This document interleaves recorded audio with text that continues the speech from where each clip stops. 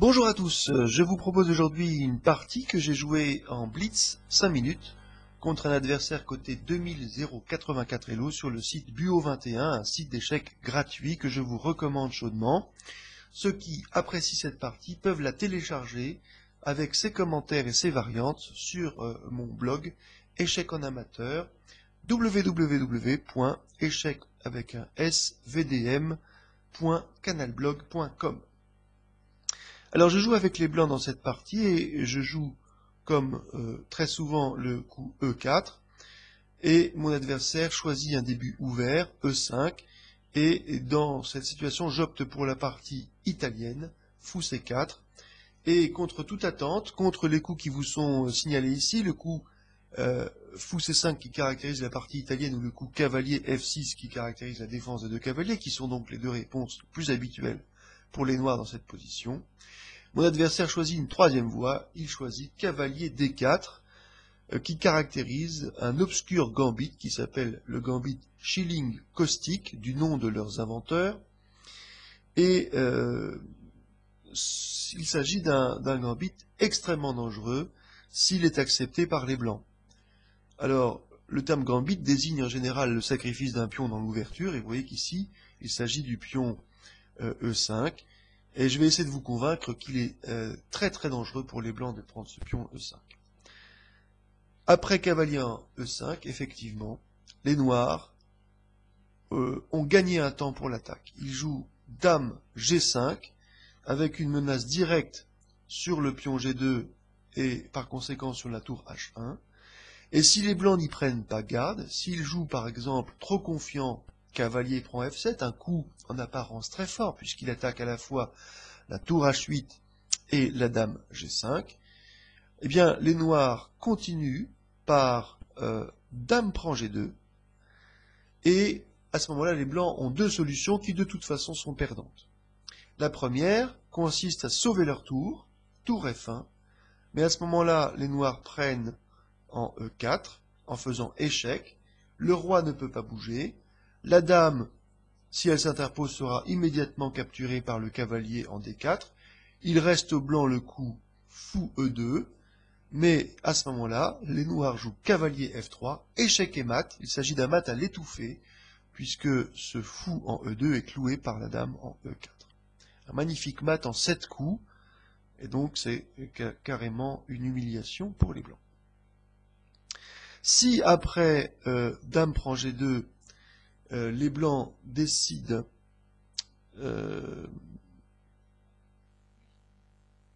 si maintenant après dame prend G2, les blancs décident de laisser en pâture leur tour en H1 pour prendre la tour en H8, ça ne va pas non plus, parce que les noirs prennent effectivement H1 en faisant échec. Vous voyez que cette case de repli est interdite pour le roi blanc. Donc le seul coup est d'interposer le fou en F1. La dame revient faire échec en prenant le pion en E4. Là, bien entendu, les blancs ne vont pas interposer leur dame qui serait capturée par le cavalier, comme tout à l'heure. Ils ont encore la possibilité de jouer fou E2. Et là, le mat à l'étouffée de tout à l'heure ne marche pas, puisque le roi a une case de fuite en F1. Mais ce n'est pas grave, les noirs continuent à garder une forte attaque en jouant tout simplement le coup D5. Pourquoi ce coup? Pour permettre au fou noir de case blanche de participer à l'attaque. Et par exemple, après 9e coup D3 joué par les blancs, un coup en apparence fort, un coup de développement aussi, qui va libérer le fou mais qui va surtout attaquer la dame, eh bien c'est déjà trop tard, puisque les noirs jouent cavalier F3, un coup qui empêche la fuite du noir sur la case F2, les noirs du roi blanc sur la case F2, le roi blanc joue donc en F1, c'est un coup forcé, et là, fou H3, échec et mat, parce que le cavalier F3 contrôle les cases E1 et G1. Donc il s'agit d'un mat en 10 coups, tout aussi humiliant pour les blancs. Alors pour être complet, si vous n'êtes pas encore convaincu que les blancs ne peuvent pas prendre le pion, vous avez raison, il faut garder l'esprit critique. Peut-être que l'erreur n'est peut-être n'est pas de prendre le pion ici, mais c'est peut-être de jouer après dame G5 ce coup cavalier F7. Effectivement, cela fait perdre un temps. Si les blancs jouent un coup plus sage, comme par exemple cavalier F3, ils ne sont quand même pas tirés d'affaire, puisque les noirs peuvent reprendre le pion en G2, avec une menace sur la tour. Le coup le plus naturel des blancs est le coup tour F1, mais vous allez voir que les problèmes reviennent comme tout à l'heure, après cavalier prend en F3.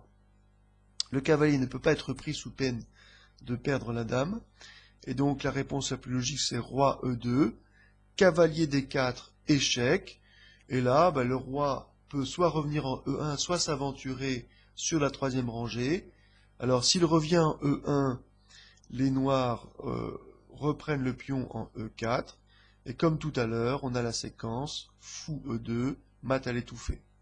Si en revanche, après cavalier D4 échec, le roi blanc s'aventure sur la troisième rangée, par exemple en E3, eh bien les noirs ont beaucoup de possibilités de poursuivre l'attaque, ils restent très dangereux, il leur faut tout de même des coups intermédiaires pour faire participer des pièces supplémentaires à l'attaque. Et on peut imaginer par exemple la séquence suivante, D5, fou prend D5, un sacrifice pour gagner du temps, le fou noir vient tout de suite menacer d'un échec à la découverte, et si les blancs jouent un coup par exemple comme A3 ou B4, les noirs continuent à développer un réseau de maths. Et vous voyez qu'ici, cette menace directe sur la dame est déjà gagnante, puisque si les blancs décident de sauver leur dame, c'est échec et mat au coup d'après. Bon, alors cette possibilité-là n'est pas une séquence forcée, mais vous voyez tout de suite que le roi en E3 ou en D3 est vraiment, vraiment très vulnérable. Donc j'espère vous avoir convaincu qu'il ne faut pas reprendre le pion donné par le gambit. Et effectivement, dans cette position, la meilleure possibilité qu'ont les blancs est de ne pas accepter ce pion, mais de reprendre le cavalier en D4. Et on peut même vraiment affubler d'un point d'exclamation ce coup.